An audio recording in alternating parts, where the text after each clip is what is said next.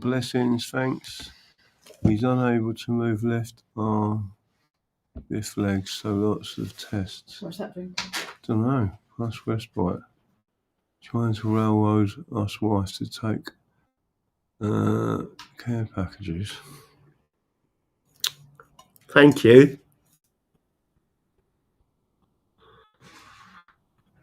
Fucking hell.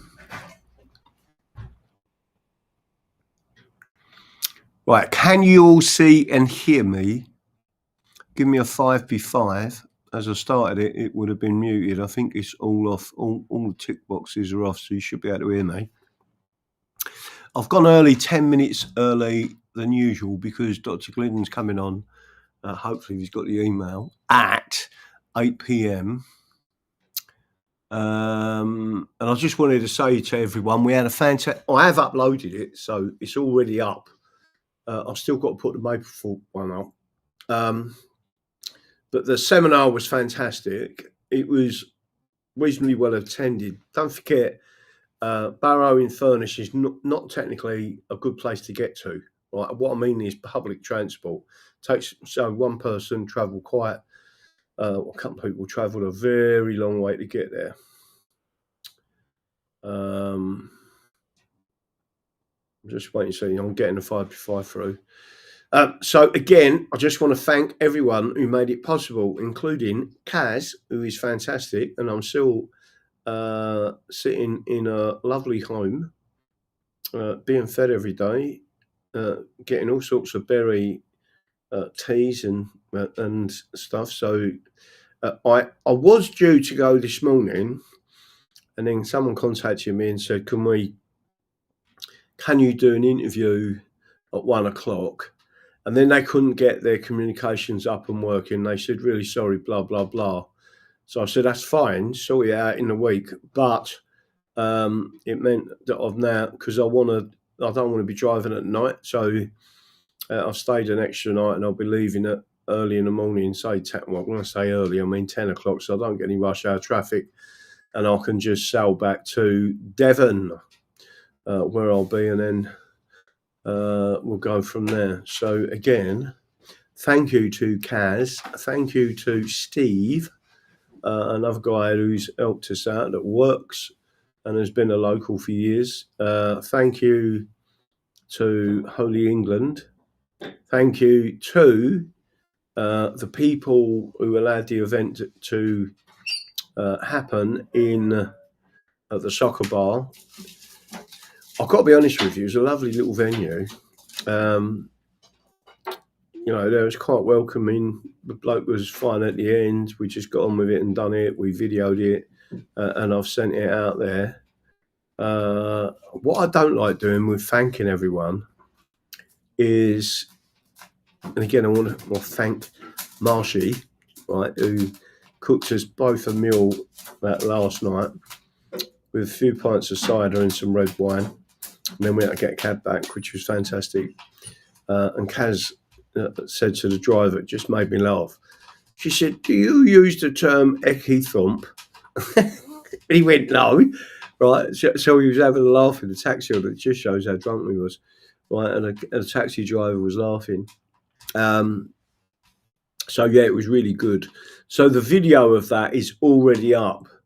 Don't forget, I try not to do any edits, right?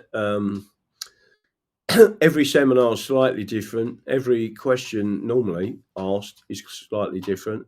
And then we cut out bits and put other bits in. But mainly it goes up unedited. So when I switch the camera on, there's a little bit before I go live. I cut that out. Then there's what we describe as a comfort break. I cut that out. Then there's the questions and answers, and then there's the end of the questions and answers before I've switched everything off. I'll cut that bit out. That's it, right? But it's only because I'm generally having private conversations in them when I'm off camera. So it is live, and anyone can go and watch it. Don't forget to try and share it with Rupert Lowe and Restore, because it just goes through everything well, not everything. It goes through some of the more important parts of the English Constitution. It shows people, and the book showed people, that it is live. Nothing's ever scripted, and we're just talking about England, the English Constitution, a written constitution. We show the law books to show it's a written constitution, the Halsbury's Statutes of England, the Halsbury's Common Law of England, Laws of England, in other words, and various other books, Hamlin lectures, and then people take pictures of it and then go away and try and find the books and the lectures. And I tell people how important it is for people to learn this. You should have learned it in school. There's always a question, are you British or English? Anywhere outside of London, everyone's hands go up for English. And I am absolutely sure if I held a seminar in Scotland and said, are you Scottish or British? People would put their hands up to say they are Scottish, right? And again, there's lots of things that's going on in the background, and I've been seeing all this stuff going out. One of the things I wanted to show you all, before I do anything, hopefully I can find it and click on it and it will go straight there. There it is. I'm going to briefly show you this. There's been a lot of talk out there, not with reference to, where's my little knob gone? Oh, there it is. Let me put this up there. Right, so again, and I will try and show you the book itself. I've sent this to Restore Britain. We all work as a team. I want you to send this to Restore Britain. Let me put it back on there. Right, so if you all start sharing this, they are more likely to see it. But what I'm going to do is go back to this main screen and show you what I've said. Restore Britain, Rupert Lowe. Rupert Lowe is doing nothing wrong and is simply supporting and stating international human rights law. UNESCO 1990 Declaration and Definition of Indigenous People. I can go through lots of law on this, and I have done on my show before. English are an indigenous people. Scotland are an indigenous people. Welsh are an indigenous people. Irish are an indigenous people. The British created a statutory non-indigenous nationality in 1948 and 1981 that needs to be abolished, right? And Stalin did the same thing with Soviet. Now, where does it come from? On your screen is a book that cost me, via this channel, about 200 quid. It's a really good book. I've got it both in electronic and physical format back at home. The Judicial Application of Human Rights Law, National, Regional and International Jurisprudence, 2nd edition, Nihao Jawa Wicharama, Cambridge University Press, right? Now, this is supposed to be an international lawyer. It's Cambridge University Press, right? So we're not allowed to be replaced by another population. It states that in the law. And a meeting of experts on further study of the rights of people convened by UNESCO in 1990 agreed that a people for the purposes of the rights of people in international law, including the right of self-determination, has the following characteristics. 1, it is a group of individual human beings who enjoy some or all of the following common features. A common historical tradition. B, a racial or ethnic identity, right?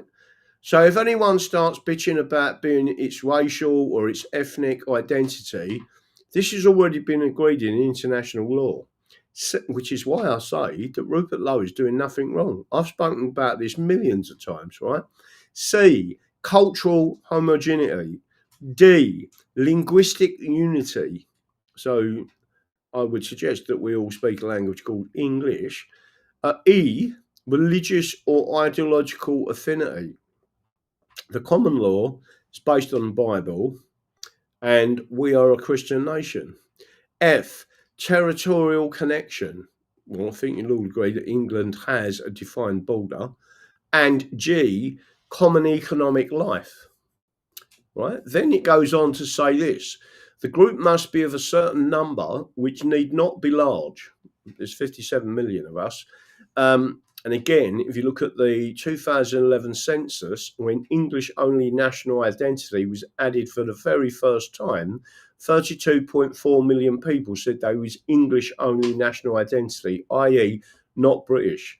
Right? The British were actually a minority of 19% that equated to 11 million people, and half of them, and most of them, I would say more than half, are foreign.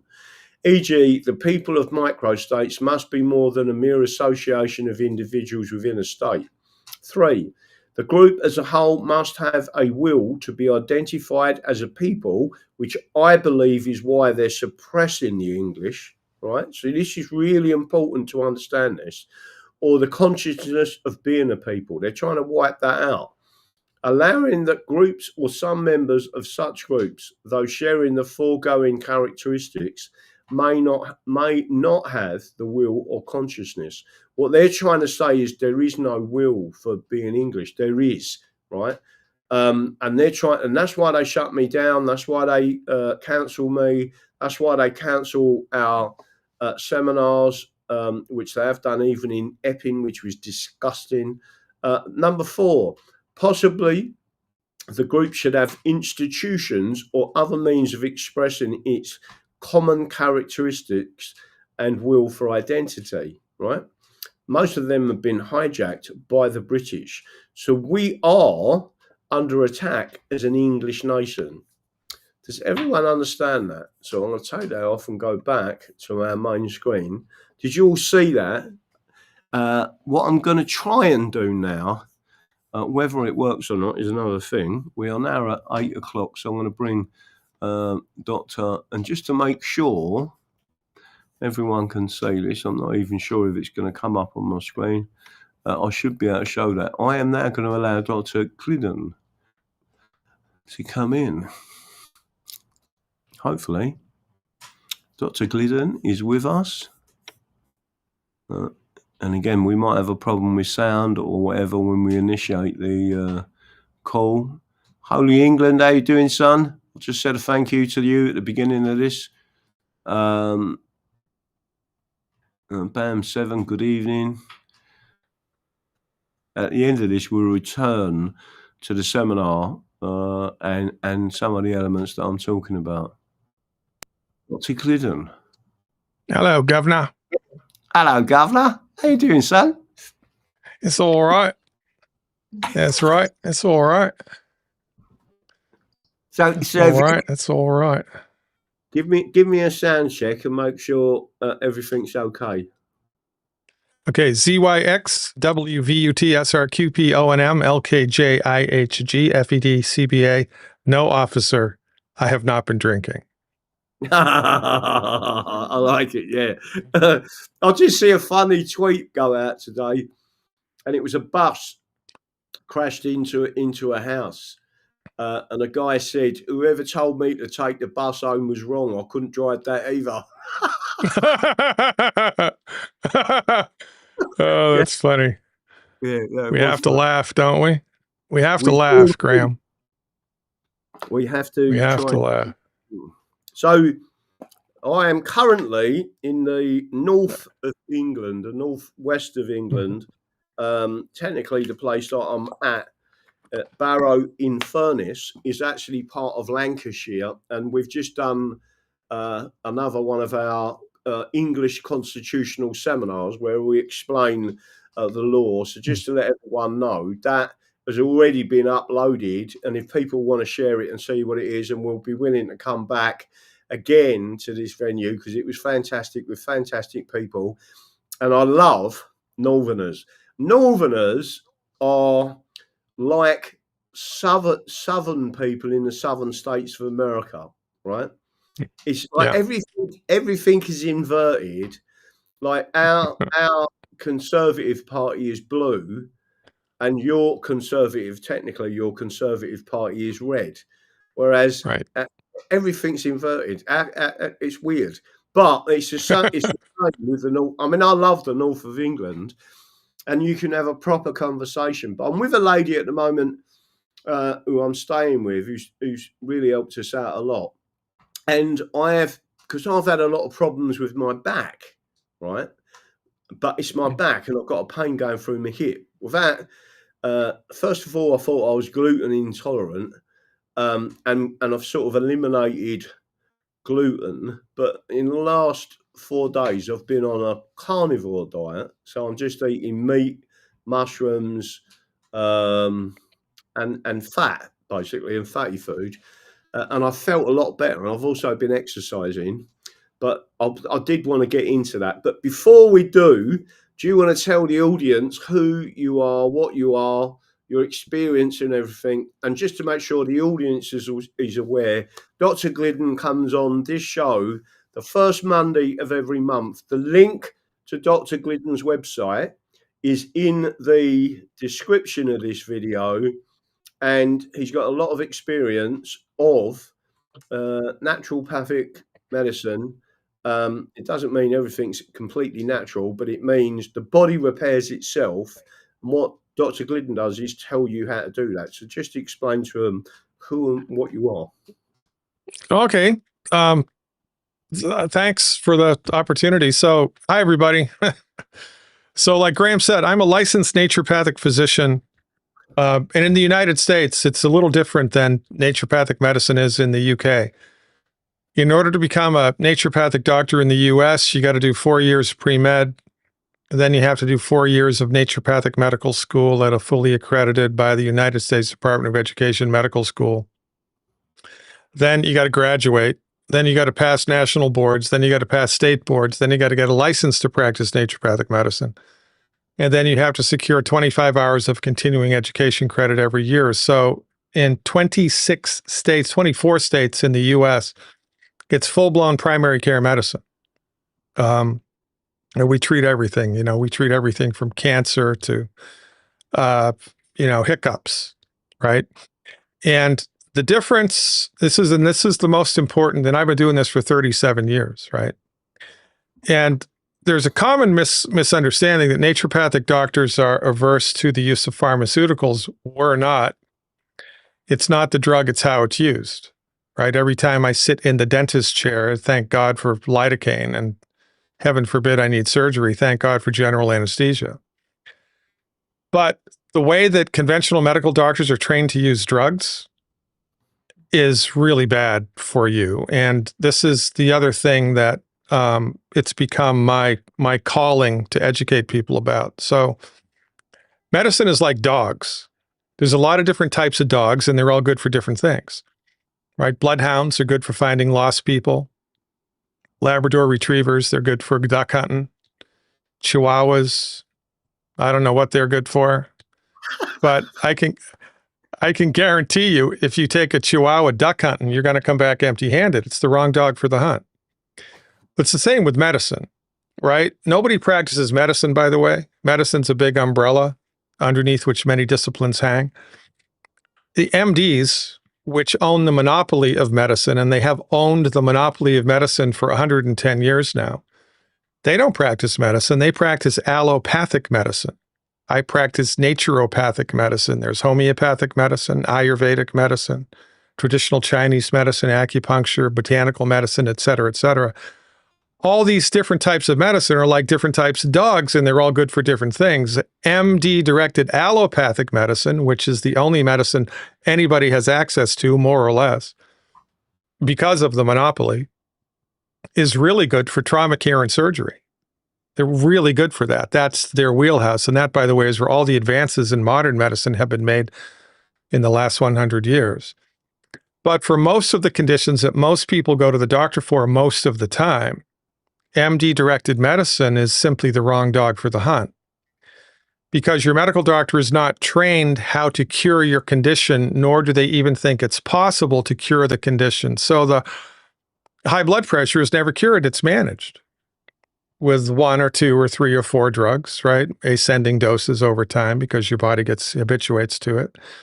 Then you have to deal with the side effects of the drugs. And meanwhile, the driving force of, in this case, the high blood pressure is never fixed. It was just managed. The arthritis is never cured. It's managed. The migraine headaches never cured. It's managed. The ovarian cyst is never cured. It's managed. The eczema and the asthma and the migraine headaches never cured. They're managed. And you can make the argument that it's better to manage the thing with a drug than to die from it or to suffer from it. And I would agree, but it's better yet to attempt to cure the condition. Wouldn't you agree? Everybody agrees on that. But the problem that we have here is that because of a vast, overarching, mafia-esque medical monopoly that's existed for over 100 years, the only medicine that anybody has access to, the only medicine that most people's insurance pays for, the only medicine that anybody knows anything about, by and large, is MD-directed allopathic medicine. And people are not aware of these distinctions. There exists right now, in real time, therapeutics which have been science-based and clinically verified, which have been developed and delivered by licensed physicians, therapeutics which attempt to fix the problem, attempt to cure the condition. And you need to know about them. But you don't know about them because of the medical monopoly, which for over 100 years now has told you that everybody who is not an MD is a back-of-the-bus quack with substandard, dangerous, pseudoscientific therapeutics, which is a lie, quite frankly. It's a lie. It's a lie. It's not even close to the truth. My colleagues and I don't have the answers for everything, but we have the answers to a lot of things because our therapeutics are based upon natural law. And, you know, the halls of MD-directed allopathic medicine historically are littered with the discarded relics of outdated therapeutics, which in their day were all the rage and the standard of care, like bloodletting. And we look back at them now and say, oh my God, that was freaking ridiculous. The halls of naturopathic medicine, we never change anything. We add things because we learn new things, but we never discard anything because our therapeutics are in fact consistent with natural law. And these are the things you need to know about. And this is what I've dedicated my life to for the last, 20 years, is educating people about how to help your body to fix itself. And here's an eye-opener, newsflash. For most of the conditions that most people go to the doctor for, you don't need a private appointment. You just need someone to tell you what to do. And on my website and in the books that I've written, all that information's laid out. Your kid has an earache, point and click, I'll tell you what to do. You've got asthma, point and click, I'll tell you what to do. You've got sciatic pain, point and click, I'll tell you what to do. And this is a really great resource. And as far as I know, I'm the only one in the world that has it because I have 37 years of clinical experience actually doing this stuff. Yeah. And the therapeutics that are outlined on my website are, it's the stuff that myself and my colleagues have actually seen to be effective. This isn't some, methylene blue flavor of the month cures everything. It's not like that. This is real curative medicine developed and delivered by licensed physicians and clinically verified. And you need to bring yourself up to speed with this because the medical doctor's treatments, because they kick the can down the road and they never get to the root cause of everything, they're going to hurt you over time. And here's an interesting fun fact to know and tell. Depending on how you crunch the numbers, in the United States, either the first or the third leading cause of death is MD-directed medical treatments. Yeah. And it's bad, ladies and gentlemen. The only reason that the medical doctors have a job with such an unbelievably horrible track record. I mean, Alzheimer's through the roof, autism through the roof, right? Chronic disease escalating. Everybody's aware we have a chronic disease epidemic. And in the United States, Bobby Kennedy thinks it's because of, food additives and red dye number 5. It's not. It's because we don't have medical freedom. We need medical freedom. We need equal access to all systems of medicine. That's what we need. We're far from it. And so in order to eliminate this bottleneck and to help you learn what to do, to help your body to fix itself, go to my website, become a subscriber. I'll go to Graham's link, go to Graham's website, click on my smiling face. go to my website, become a subscriber, and let me show you what to do. Because if you're smart enough to pass the driver's license test, you're smart enough to learn what to do to help your body fix itself. So That's all I've got. yeah, no. So again, you've just said two things. One is about how many deaths there is associated with today's medical profession. So let me just make sure the audience are aware of this. There's two types of lawyer in England that have become multi millionaires. One is one who deals with negligence of the National Health Service, doctors and treatment and various other things, and they get a percentage of the payout, right? So they've got no vested interest in stopping what's going on because they're all getting a corner out of it. And again, so when you look at that, that's one lot of people, and the second lot of obviously tax lawyers. So just to make sure people are aware of this, a tax lawyer in this country, it's been noted. You can look this up in the Daily Mail. It worked for a corporation. There's a number of corporations doing it. £50,000 an hour. That is mega money, right? And then you've got what's left is what we're trying to pick up on in the background. But again, you've mentioned a couple of things there. I mean, I've got a disc. I had a disc removed when I was 29, two discs removed when I was 29 for various reasons. And that they said later on it will cause problems further up your back. So roughly in between my shoulder blades, if I sleep funny, if something happens, if I pick something up, I feel it go. 2 days later, I start getting problems. And then I'll get something called deferred pain. So even though it's being caused by the middle of my back, it feels like it's my hip, right? But it's not. Which hip? Your right hip? Your right hip or your left hip? No, my left hip. Okay, when do you feel it? You feel it all day? You only feel it in the morning? You only feel it in the middle of the night in bed? You only feel it when you're standing? You only feel it when you're sitting? When do you feel it?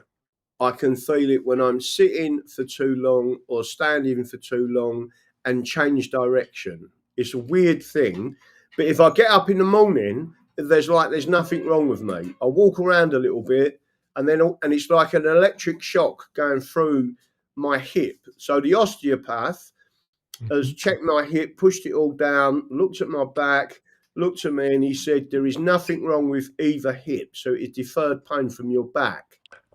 Yeah, I understand that. I get it. I'm with you 100%. So, but in order for me to tell you what to do to help your body to fix it, we have to pay attention to the symptoms that your body is expressing, not just the presumptive pathophysiology. Okay. So you get a pain in the left hip, and does it stay in the left hip or does it go down your leg? No, it doesn't go down the leg. Although if I stand for too long, it feels like both of my thighs on the outside are on fire, like they're hot. Oh, is that right? And when they feel like they're on fire, what makes that go away? What takes the edge off of that? Either sitting down or laying down. How about a hot application or a cold application? I used to put a cold application on the bottom of my back, and that did assist. Cold application? Yeah, not hot. Hot makes it worse. Okay, very good. Okay, hold on. And does this pain bother you in the middle of the night, wake you from sleep? Sometimes I'll let out sometimes it does it to such an extent that I literally shout out in pain if I turn the wrong way. Is that right? Very good. How's your liver? Has anybody ever told you you have a problem with your liver or not? No. Okay. Hold on.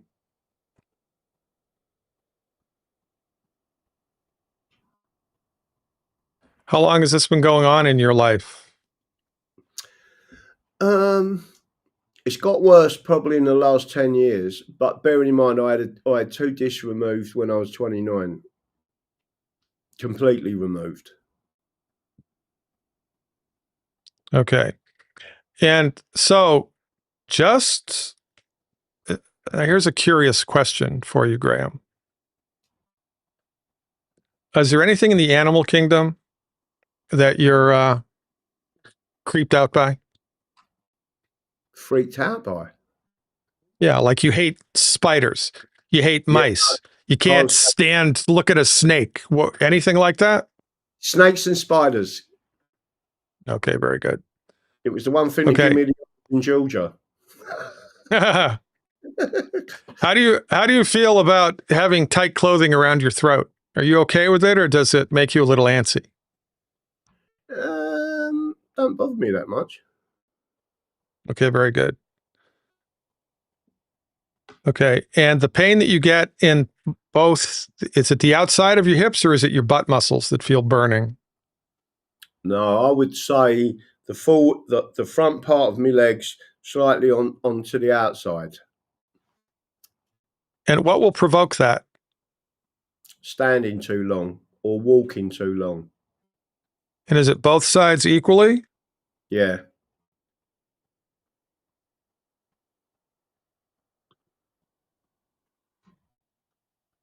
Okay, very good. And sitting down or lying down makes it go away? Yeah. Okay, when the thighs become hot like that, do they get swollen or change color, or are they just hot? No, just hot. Okay, very good. And if you touch it or rub it, does that make it worse? Does that make it better, or does that do nothing to it? Nothing at all. In Okay, very fact, it good. feels hot even if the legs are cold. Yeah, it'll feel hot even if the legs are cold. Yeah. Okay. Does anything happen to the temperature of your body while you're sleeping? The thermostat of your body, does anything happen? You get really hot in the middle of the night, stick a foot out, throw the covers off, get really cold, have more blankets. What happens to your physical temperature while you're sleeping? I would say the majority of the time now I'll get more cold than anything else. Very good. You sleep through the night or do you wake up a bunch? No, I wake up about 3 times a night to use the loo. And easy to get back to sleep? Hard to get back to sleep. Sometimes it's hard. Okay, very good. When you initially go to bed, is it easy or hard to fall asleep? Difficult. Because why? Well, I put it down to the fact that I do a late show and I have lights in my face, Yeah. and it sort of Yeah, that's a wakes good me up. answer. Yeah. Okay. Hold on, please. We're getting close. I'm dialing it in for you, buddy.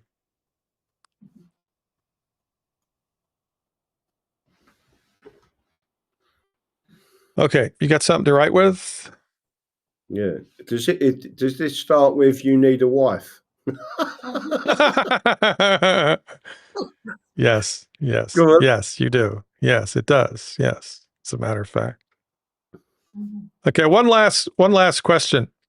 If you're, when you're sitting, like, studying or researching or doing your show, does sitting for an extended period of time make you a little antsy and it's like I got to get up and move, or not?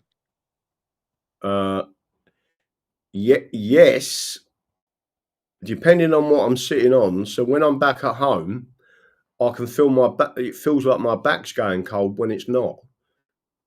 It's weird, and then I have to get up and walk about. But recently, I've had to be really ginger with it, and it makes that pain in my hip short. It's like getting an electric shock or someone sticking a knife into your hip.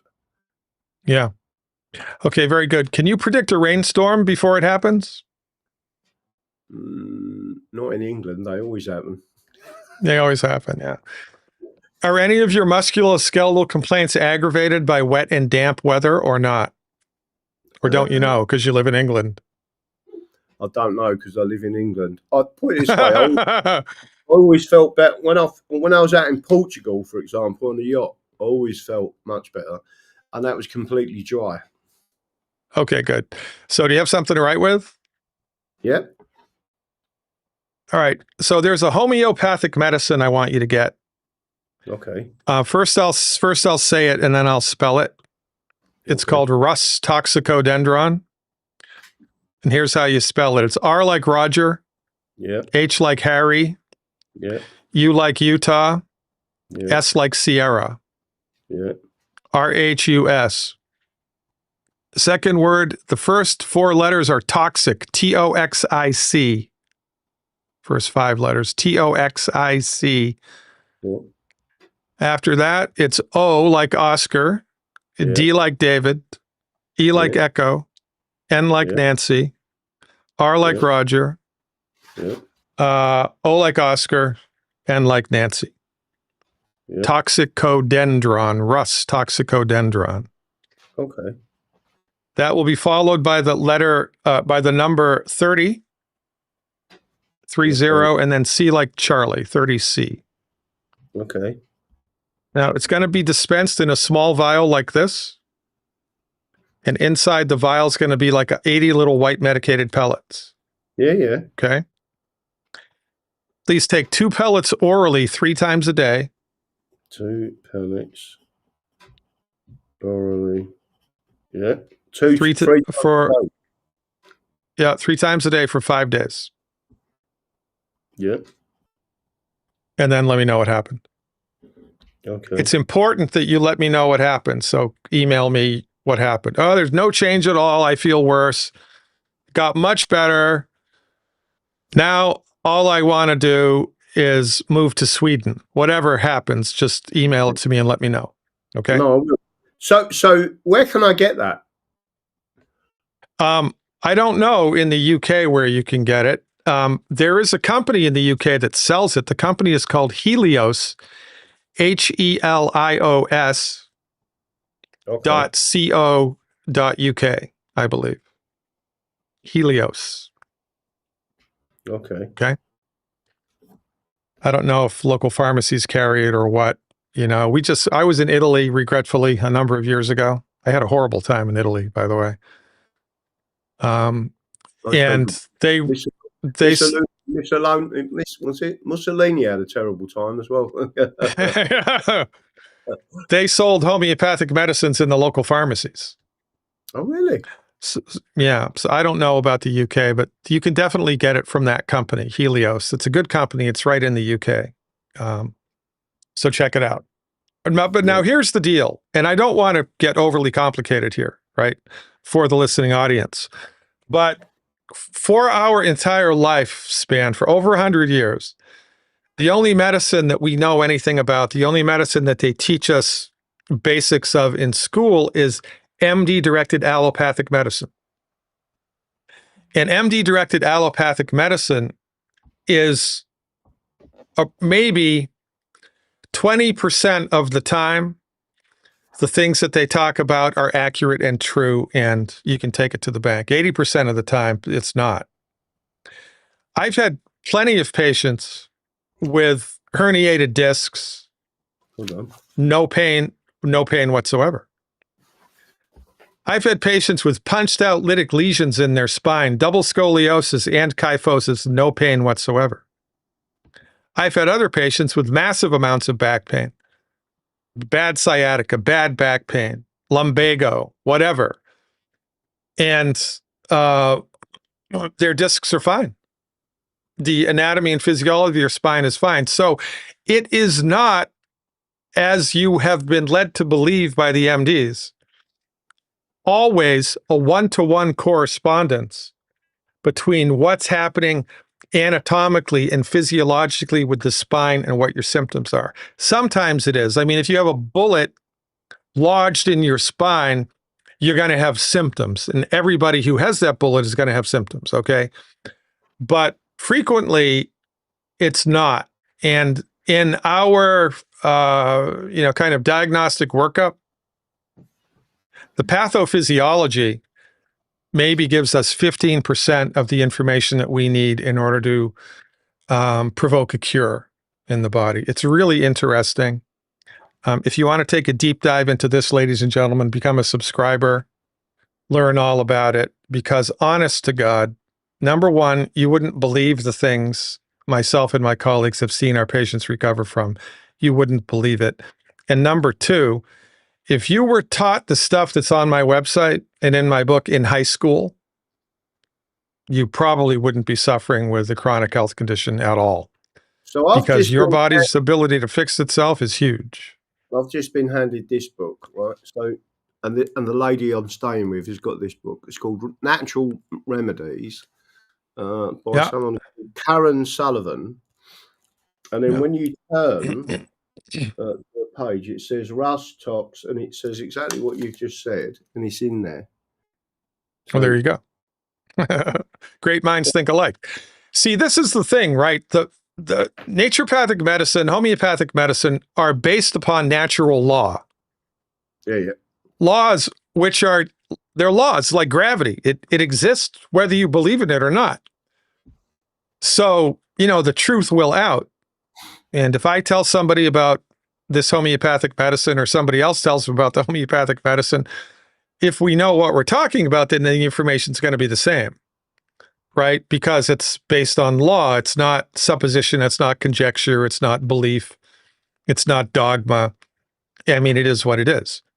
So, and I'm telling you, man, your body's ability to fix itself is much greater than anybody has ever led you to believe. Now, sometimes you need the surgery. Yeah. Sometimes you do. And that's the wheelhouse of conventional medicine. But look, man, the surgeon who doesn't know anything about what I do is going to tell you, yeah, you need surgery, whether you need it or not. Yeah. Because in their world, that's all that they know, right? Yeah. I mean, and if we had medical freedom in the world, where homeopathic doctors and naturopathic doctors and surgeons all worked together, I mean, everything would be different. Everything would be different. Everything would be different. And I agree entirely. And again, what I say to people is, I deal with the Constitution, the English Constitution, the English common law. If you start deviating from the Constitution that we've had for hundreds, sometimes part of 1,000 years, you make society sick. And if you move away from the minerals, the vitamins and amino acids that the body needs to repair itself, you will make yourself sick, right? So there's a synergy between the two things. You've only got to see it, and you can see it. So the thing that I want to just say now is, the audience just heard, and they knew last week that I had a back problem. I've just done a live consultation with Dr. Glidden in the US. He's just told me what I need. If I take that in 5 days' time to report back to him, tell me how I'm feeling, whether it's working. But my point to you is, if you go on to the website and you need that type of consultation, you can get that from Dr. Glidden.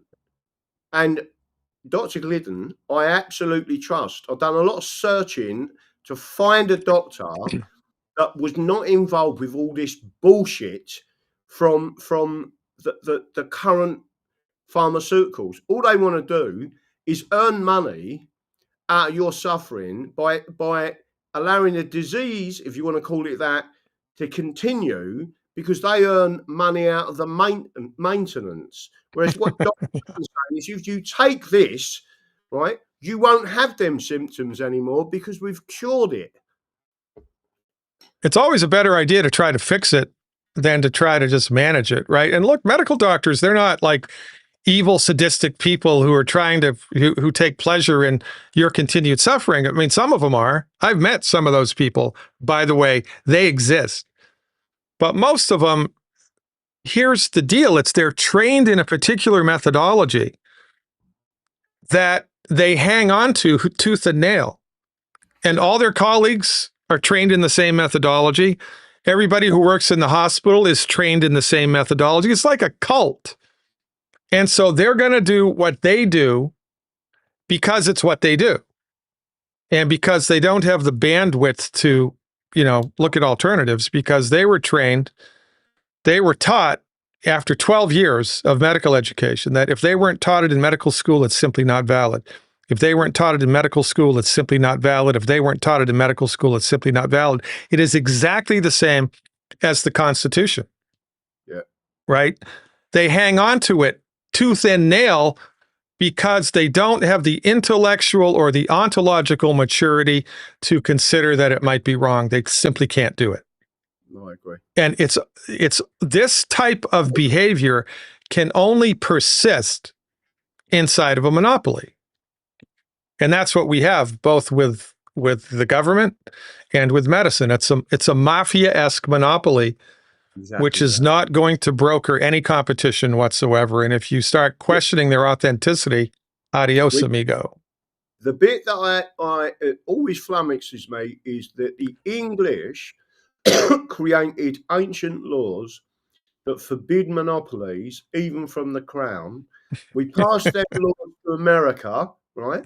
Via the antitrust laws that you have. It's an anti-monopoly thing because the consumer is the person who suffers, while the people controlling the monopoly are controlling the money and drawing all the money out of society. And for this, you get sickness and it costs you an absolute fortune. The bankruptcy. Yeah, it's unbelievable. Yeah, it's crazy. And if you look at the countries around the world, I mean, I don't know why the countries around the world aren't understanding this. But one of the reasons for financial insolvency in a country is medical costs. Especially in socialized medicine, where the government pays for everything. It's huge. And, I think I'm not smart enough to understand, the 5 families that keep all that stuff running and why they keep that stuff running. I believe that exists. But the simple fact of the matter is, J.D. Rockefeller, who, was an American tycoon, and he was one of the architects of the hostile medical takeover that started the monopoly in the early 1900s. J.D. Rockefeller was. He was one of the guys responsible for the installment of the medical monopoly. You know what one of his more famous quotes was? Are you sitting down? A patient cured is a customer lost. Yeah. So the system of medicine that doesn't fix anything and that just kicks the can down the road is a fan-freaking-tastic business model.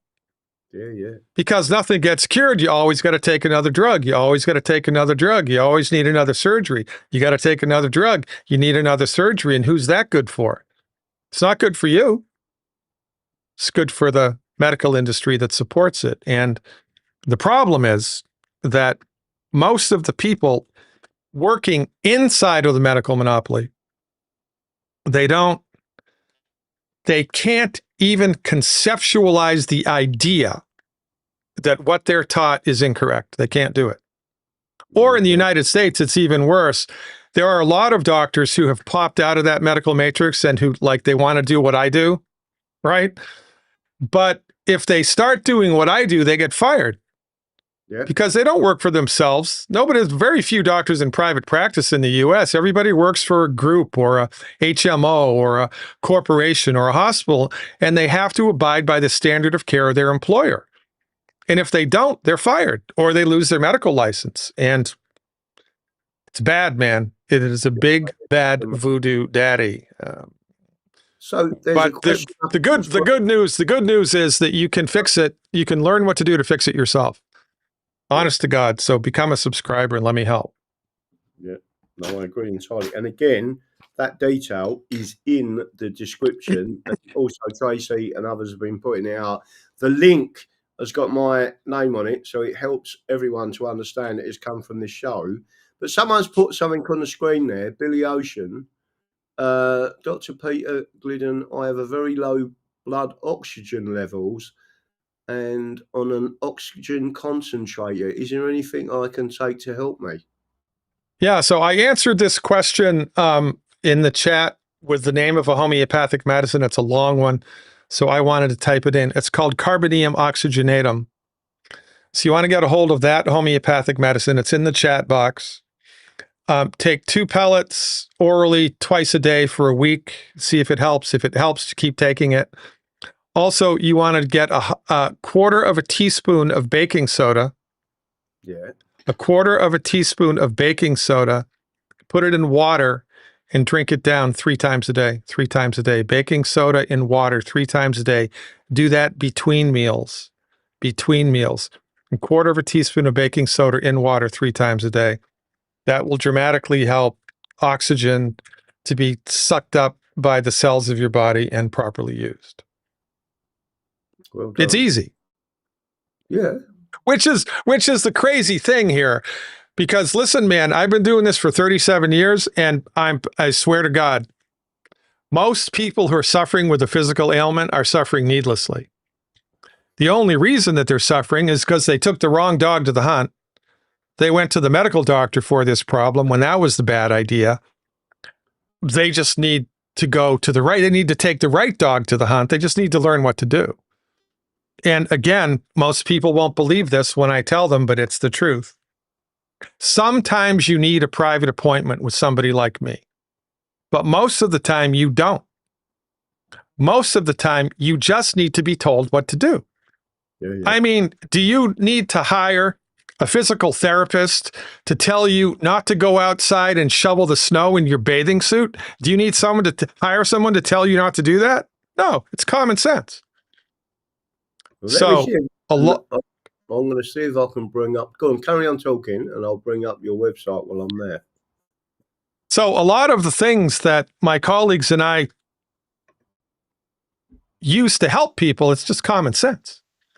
But you've never had access to it in your entire life because you've been told that I'm a quack and that all of my colleagues are quacks, and that's a lie. We need medical freedom. We need to have equal access to all types of medicine. I don't think that's going to happen in our lifetime. Maybe it will. Yeah. But so just in the meantime, there's lots. So yeah, there's lots of different things on the screen there, but the main one to go to, there's lots. Everything is interesting. Everything will help you on there. But there's one there which is health recovery protocols, and then all you do is you scroll down, and you will see. And again, I haven't seen another website like this anywhere, right?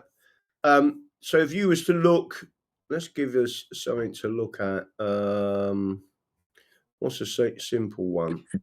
go to the top. Go to the top. Scroll to the top on the left-hand corner. Oh, nope, not that top. The top of the list. I'm sorry. Go to the top. Yeah, right there. Stop and do acid reflux heartburn. That's a good. That's an easy one. Yeah. So I have a video which walks you through why people get heartburn and what the medical doctors got wrong about that, because they got this one really wrong. Yeah. And then if you keep scrolling, I tell you what the medical doctors think about it. Yeah. And how they manage it. I tell you what we think about it. And then at the bottom, I tell you what to do to fix it.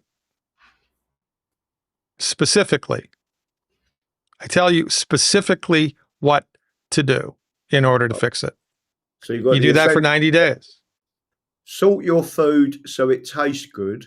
Sea salt, real salt, or Celtic salt are preferred, especially if you can find these products with iodine added to them.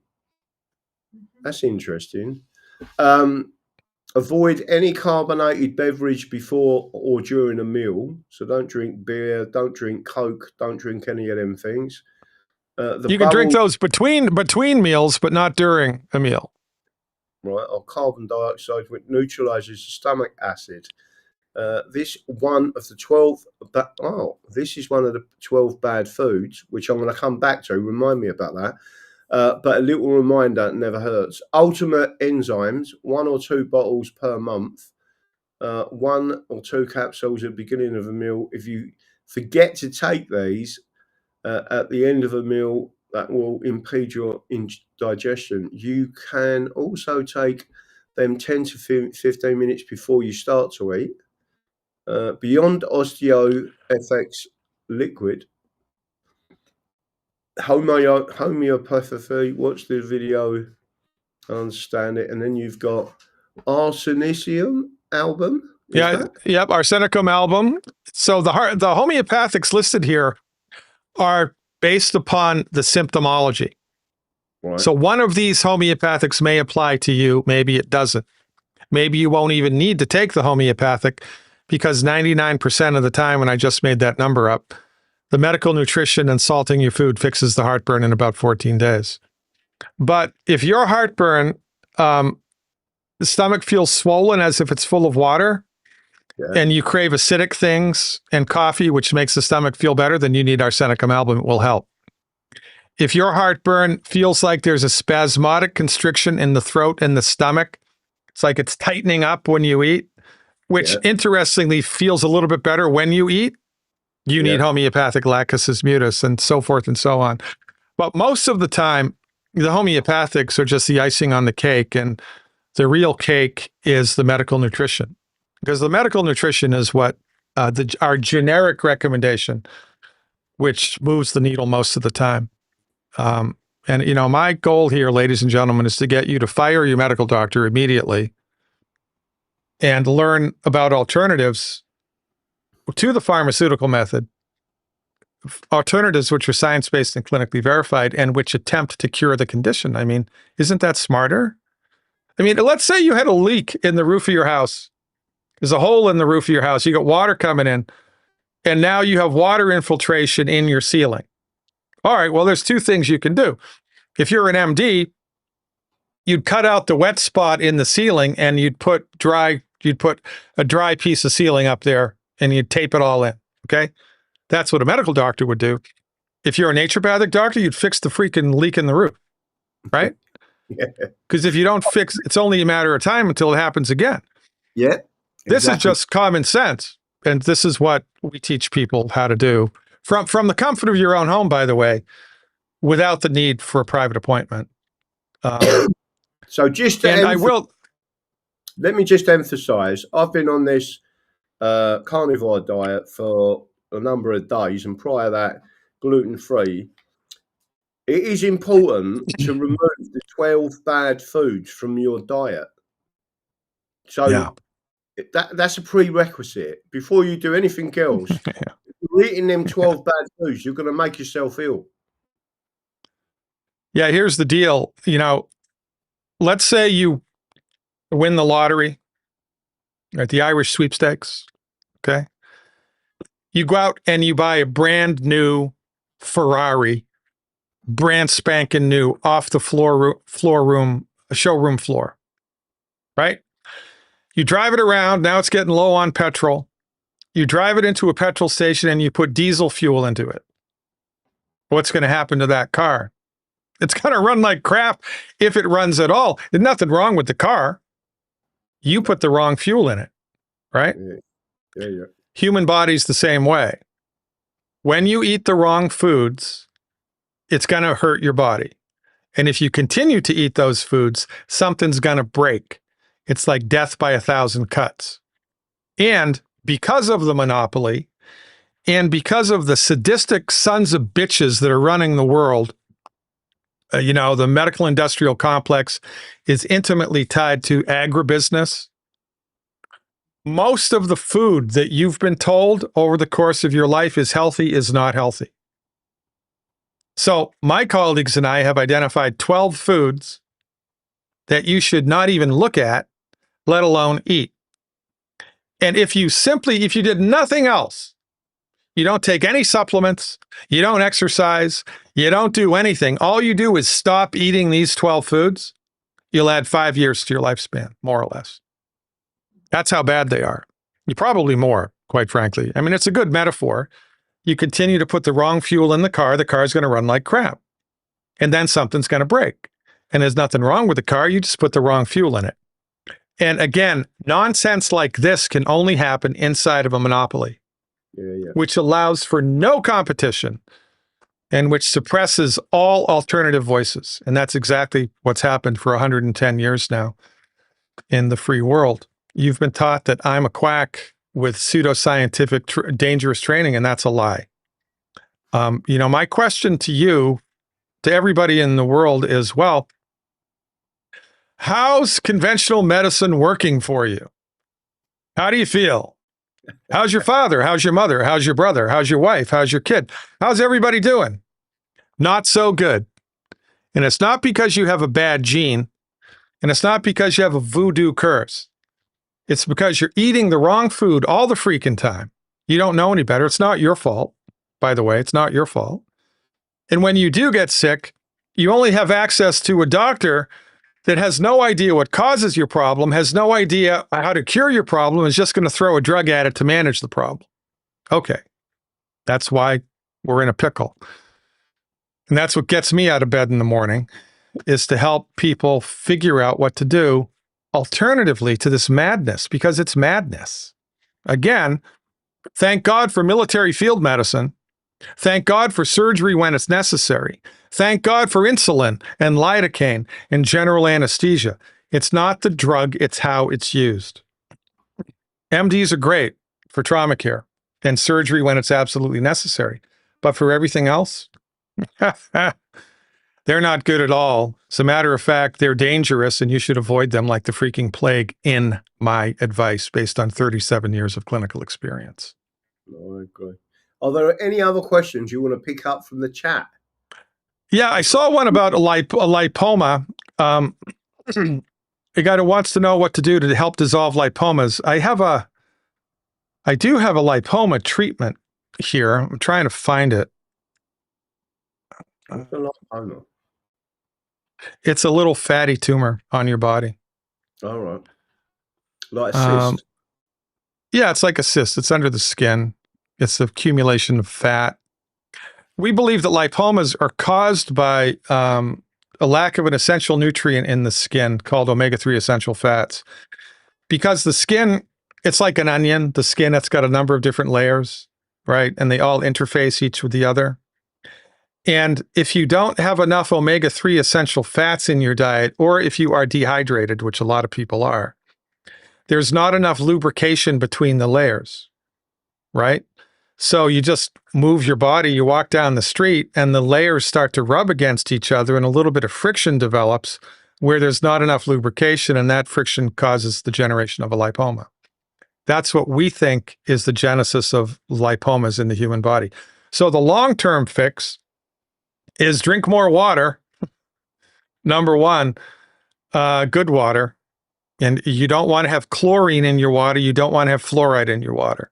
No fluoride, no chlorine. Let me say it again. No fluoride, no chlorine in your water. Fluoride will lower your IQ, and chlorine will cause atherosclerotic plaque. It'll cause it'll cause clogged arteries in your heart and anywhere else in your body. Chlorine in the water, no chlorine, no fluoride, and omega-3 essential fats. Omega-3 essential fatty acids are the long-term fixes for this problem. And somewhere in my database, there's a number of essential oils that you can mix together and paint on top of the lipoma to dissolve it. For some reason, I can't find it at the tip of my fingers right now. I'll put it on the website, though, later on today. Okay, well done. Any other good ones in there, or any ones you think you can just... So someone is asking there, what are the 12 bad foods? They're on the website. Yeah, so I don't want to tell you what they are. I don't want to give you a fish. I want to teach you how to fish. So I don't want to just list the foods. I want you to know why they're bad. If they're not bad just because I said they're bad. No, there's a reason why they're bad, and I line that all up. So go to the website, man. Become a subscriber. And by the way, news flash, the prices on the website are dramatically going to change. They're going to go up in about a week. I haven't set a hard and fast date for it yet, but it's going to be by the 13th of this month. The subscription prices on the website are going to go up. I'm changing a lot of things on the website. So if this information is compelling and you want to learn what to do to help yourself and your family members, become a subscriber now, because when my prices do go up, whatever price you came in at is fixed, and that won't change. So as long as you maintain the subscription, that's month to month or it's year to year, you get the same price forever. Yeah. But for new people that come in a week or so, it's going to be a dramatically different price. So get it while the getting's good right now. And you also get a discount with my link. Is there an alternative to naproxen? Yeah, there is. And, so pain medication is a whole nother thing. Because conventional medicine is based on this ridiculous notion, which was created by Galen, who was a Roman physician, right? And all modern medicine is based on Galen's maxims. And one of Galen's maxims was called contraria contraris curantur, which is opposites cure opposites. So if somebody's constipated, you give them a laxative. If somebody has pain, you give them something to eliminate the pain, right? But this is incorrect. It's not curative. Opposites do not cure opposites. They manage opposites. So if somebody has pain and you give them a pain medication, the pain goes away while the medication works in the body. But then when the medication stops, guess what happens? The pain comes back, but it's worse than it was before you started the pain med. And so now what happens? You need more pain meds. And then you stop the pain meds. Now it's worse. And what do you need? You need more pain meds. Then you stop the pain meds. The pain comes back. And then what happens? Then the doctor has to stop prescribing the pain medicine because you might become addicted to it. So they withdraw the pain medication. Now you've got a pain level up here, and you've got to find oxycodone on the street to deal with the pain caused by shitty medical treatment. So the pain epidemic is caused by your medical doctor's juvenile understanding of the mechanisms of pain, what causes the pain in the first place, and what to do to deal with it. Because when you kick the pain can down the road with pharmaceuticals, you never get to the root cause of the problem and everything gets worse. And then the pharmaceutical industry has a payday, the illicit drug industry has a payday, and nobody goes to freaking jail. Thank you very much. Ladies and gentlemen, fire your medical doctor immediately and learn what to do to make yourself healthy, for goodness sakes. But don't get me started. Yeah. What else is out there? Anything else? Someone else said something about their grandchild having leukemia B. Oh yeah, I'm sorry to hear that. So leukemia, of course, it's a cancer, right? And it's illegal to treat cancer in the United States or in the United Kingdom unless you're an oncologist or you're licensed by your state to do that. So for instance, I used to be licensed in the state of Minnesota. And in Minnesota, I had certain prescriptive rights, and there were certain I could treat someone with cancer in Minnesota. But I couldn't treat someone in New York. I couldn't treat somebody in Brisbane, Australia. I couldn't do it because it's against the law, which is crazy. So leukemia, we don't treat cancer, by the way. We don't treat any disease. It's impossible to treat a disease. You can't do it. I can't treat heartburn because it doesn't exist. I can treat a person who's been told they have heartburn, but that's different than treating the heartburn. You follow that logic? It's important that you do, because you've been socialized to think that the disease is like a parrot that sits on your shoulder, and it's a doctor's job to find a bullet that kills that parrot. That's not the way that it is. You are the disease. So when we have problems with white blood cell production, as in leukemia, the thought process is, well, where are the white blood cells made? Well, they're made in the bone marrow, amongst other places. Well, what are we going to do? So we're going to optimize the structure and function of the bone marrow. How are we going to have healthy bone marrow? How do I have healthy bone marrow? Well, we stop eating food that's hurting the bone marrow, and we give the body the nutrients that it needs to have healthy bone marrow. And then we get the hell out of the way and we see how far back the body bounces. So we don't treat cancer. But the recommendation for someone who's been diagnosed with it is I would treat this, as if I had been diagnosed with arthritis. So I would get on board with the program in order to optimize the health of your bones and joints We keep our fingers crossed and we see if that helps. Now, I have a colleague in Montreal, Canada, who is extremely successful at helping people with all types of cancer. And he doesn't treat cancer either because it's impossible. You can't do it. You can treat people, you can't treat the disease. I'll give Graham his office number. I'm not going to give it out in a public chat room, but I'll give it to Graham. You can get in touch with Graham. You can get this guy's office number. He helps people virtually all around the world. And if my child was diagnosed with cancer, I would camp out in front of this guy's office until he decided to take me on as a client. And I'll give that information to Graham. Thank you for that. And that would, I'll definitely put that in my book, as it were. So there's a question out there: can I ever heal with toxic mesh in my body? Thank you, from Joanne. I don't know what that means.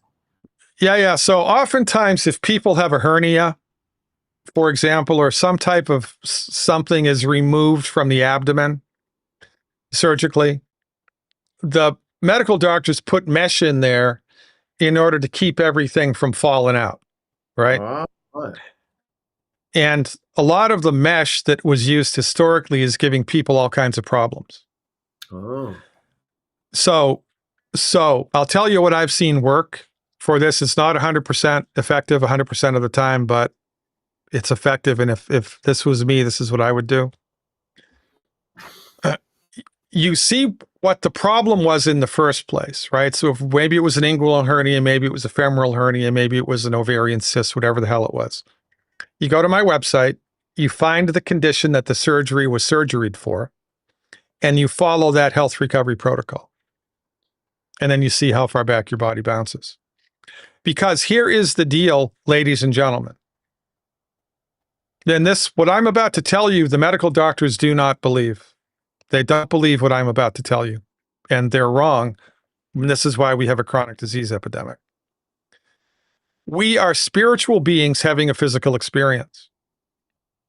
The machinations of your body are orchestrated by a divine intelligence which exists inside of your body. Your body is so smart, it grew itself all by itself from one cell into you. Pretty good. And right now, your body is taking care of billions, with a B, of biochemical reactions, all of which are outside of your conscious control. How is that happening? It's the intelligence of the indwelling spirit. Therefore, the naturopathic supposition born by clinical experience is the human body knows how to fix itself. The human body wants to fix itself. The human body's trying to fix itself all the freaking time, but it needs help. You can't eat the wrong food all the time and expect the body to be unhurt by that. You have to give the body the nutrients that it needs in order to fix itself. You have to wear warm clothes when you shovel the snow in the winter, right? There's things that you need to do to keep your body alive.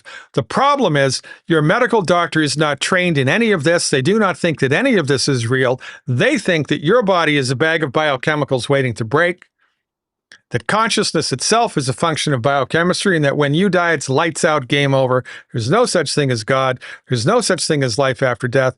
There's no such thing as spiritual anything. It's all fictional, metaphysical, poppycock. It doesn't exist, and they're wrong. And this is why we have a chronic health disease epidemic, because the people in charge of our healthcare do not practice healthcare. They practice disease management, and they're killing you slowly. So what do? We give the body a chance to fix itself. And there are simple steps to do. Number one, we stop eating food that's hurting the body. Number two, we give the body the nutrients it needs to fix itself. Number three, we detoxify the body appropriately. And there's other things that we can do. We take botanical medicines for a month or two to help the prostate gland. We take botanical medicines for a month or two to help the heart. We take botanical medicines for a month or two to help the kidneys. We take botanical medicines for a month or two to help the eyes.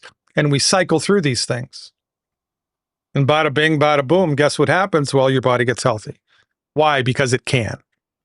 And it's the first freaking time in your life anybody ever told you how to do it. And become a subscriber immediately and remove yourself from the freaking medical mousetrap. I found the lipoma dissolver. I'm going to type it into the chat room here. Okay.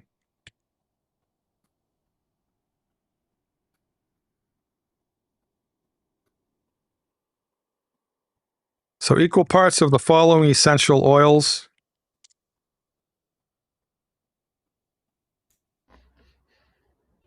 Lemongrass, thyme, grapefruit, frankincense, and oregano. You get bottles of those essential oils. You mix them all together. You shake it up and you paint it on the lipoma 3 times a day until it's gone. But remember, we also have to fix the problem that created the lipoma in the first place, which I talked about. You need more omega-3s, you need to drink more water, and then we're good. Most of the time, we're good. Right, Okay. so I hope the person who put that forward, you've just been given the cure to that. What do you recommend a trial for fibrillation, heart flutters?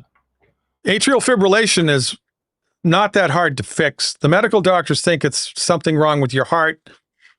Sometimes it is, but it's usually not the heart itself that's the problem. It's the nerves that are going into the heart.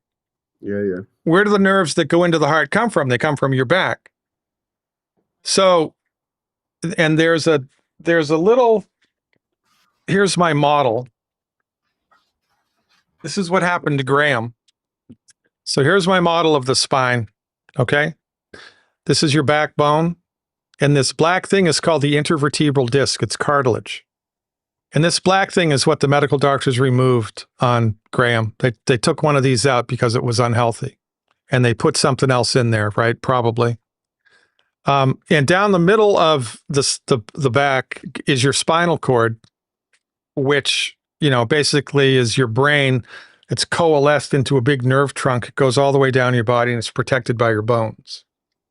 And the nerves come off of the spinal cord and they go to every part of your body to make it work. And when they come off, they're cushioned by the intervertebral disc. Now, if your intervertebral disc should be this thick, and I'm exaggerating, but it's only this thick, it's like a feather pillow that has lost its feathers. It's not cushy anymore. So the nerve that comes out right there, where the disc is thin, doesn't have the cushioning that it needs. So if it's the nerve that goes to your heart, you carry, your child on your shoulders or a heavy backpack or a purse, or you turn around too quickly to look at something, you do something that puts vertical pressure on your spine, it'll tweak the nerve. And that will make the heart beat funny. It's not the heart, it's the back. So I have a whole protocol designed to fix that. It's outlined on the website.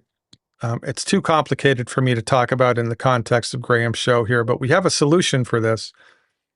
And it's effective about 83% of the time. 17% of the time, there's something else that's causing the fibrillation. And usually if that happens, it's a thyroid issue.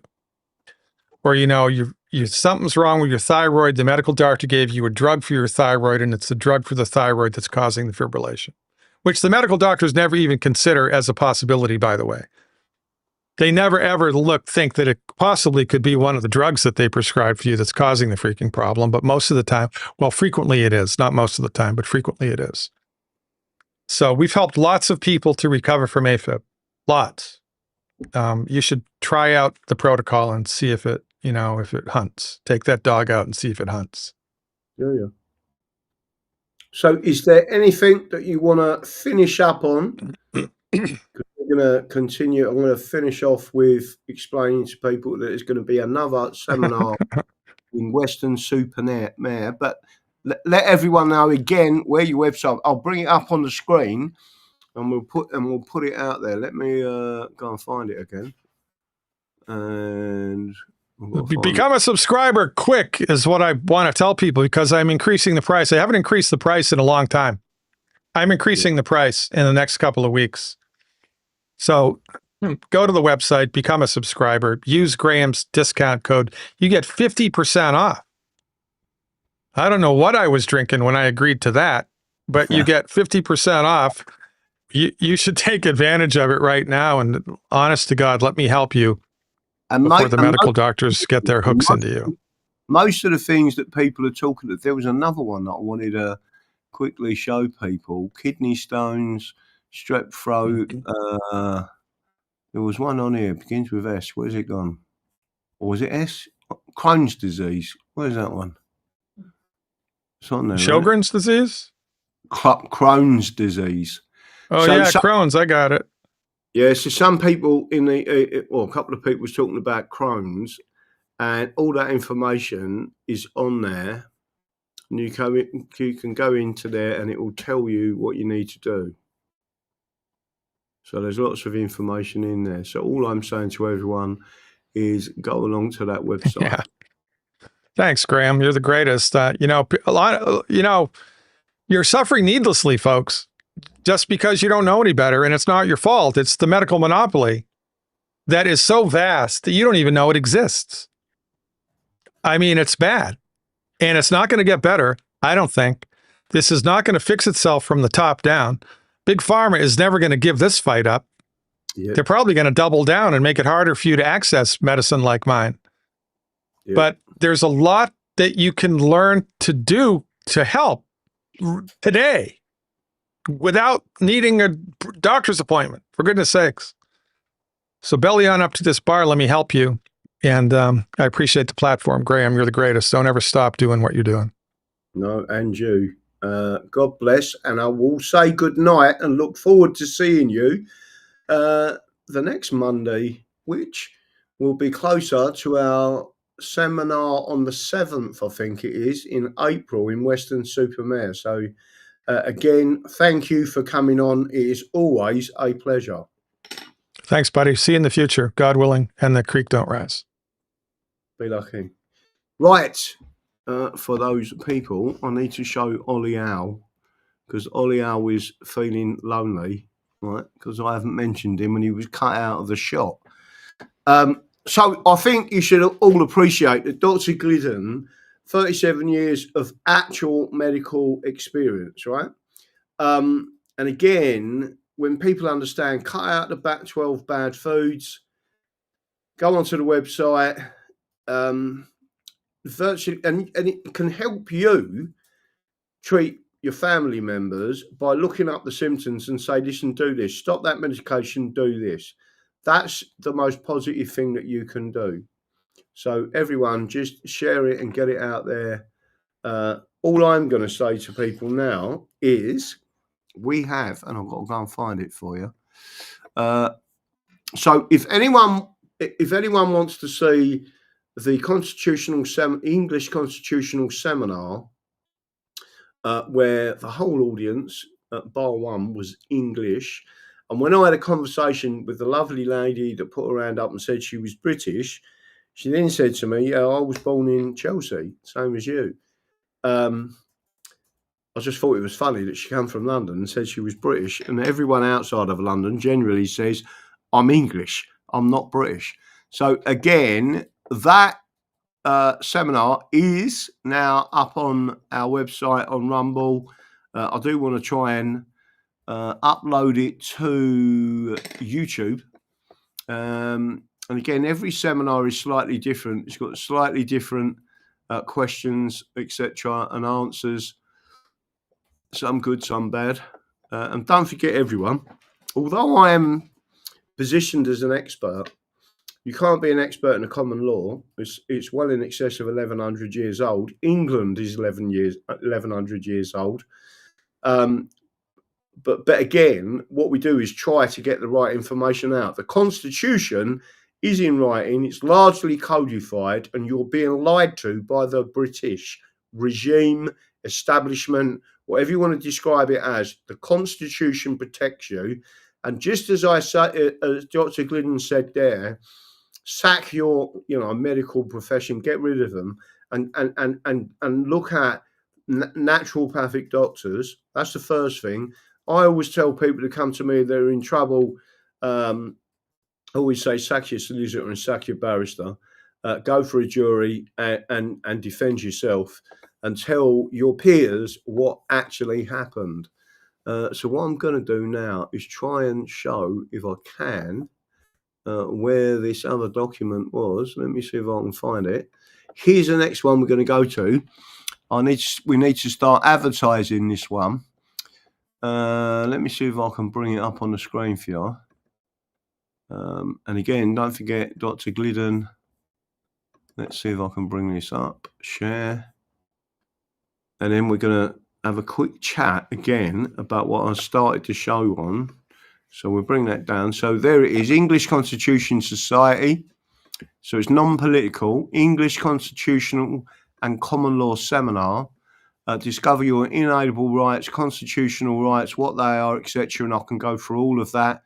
Everyone welcome. This one starts at 7 p.m. Keystroke Village Hall, Crooks Lane, Qstoke, Weston-super-Mare, BS 22 9XJ. So that is Bravo Sierra 229 X-Ray Juliet.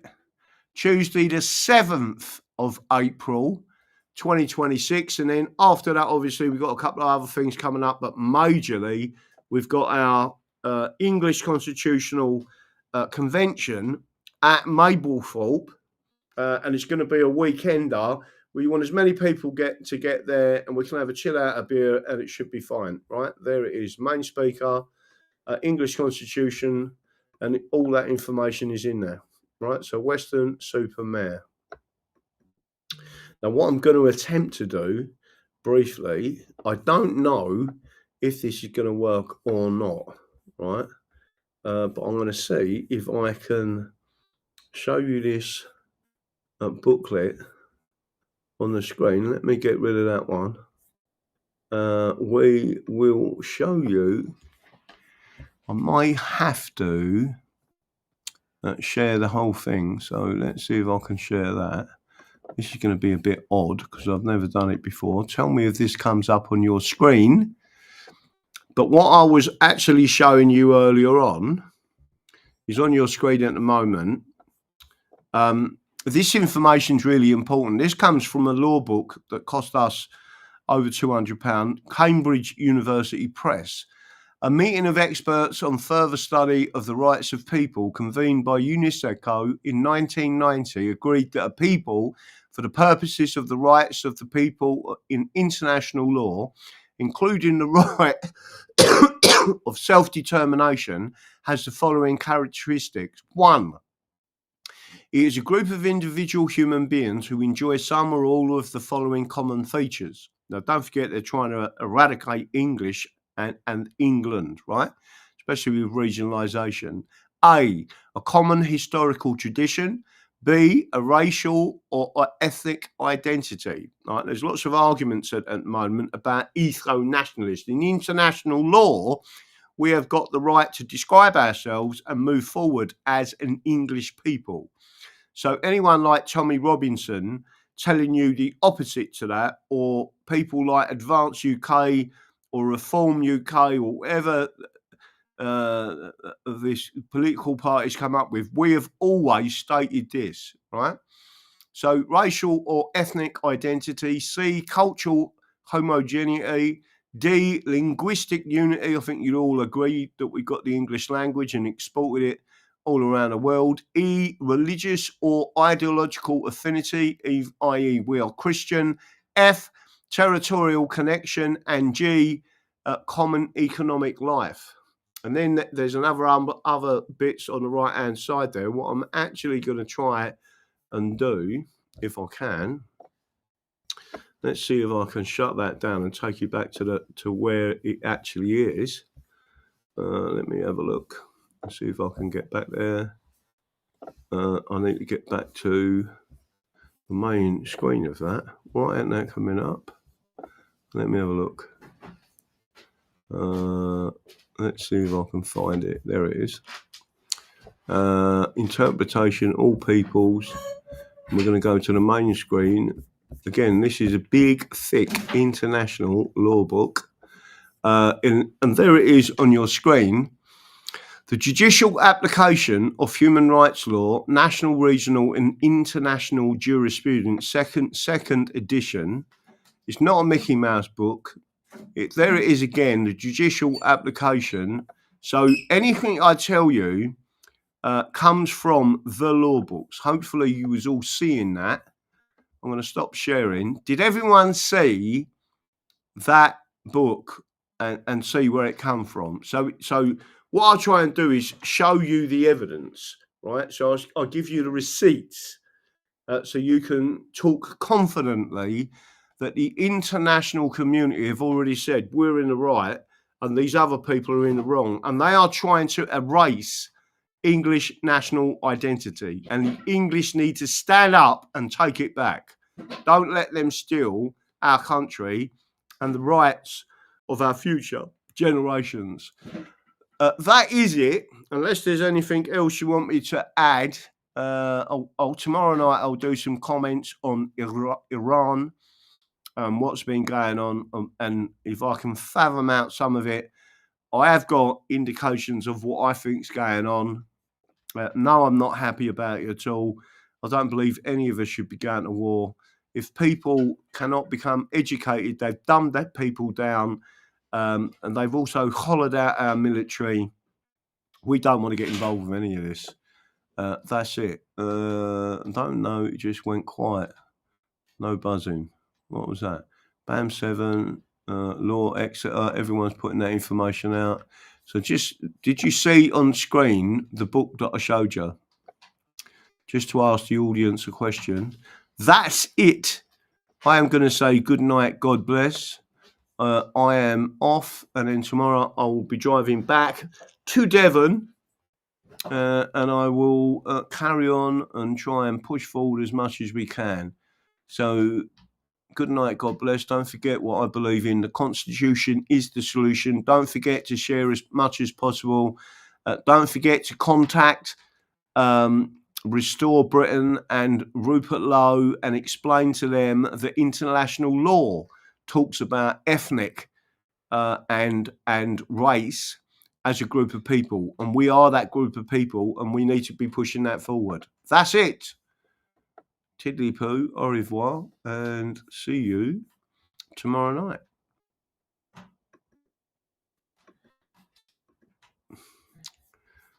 Cancel.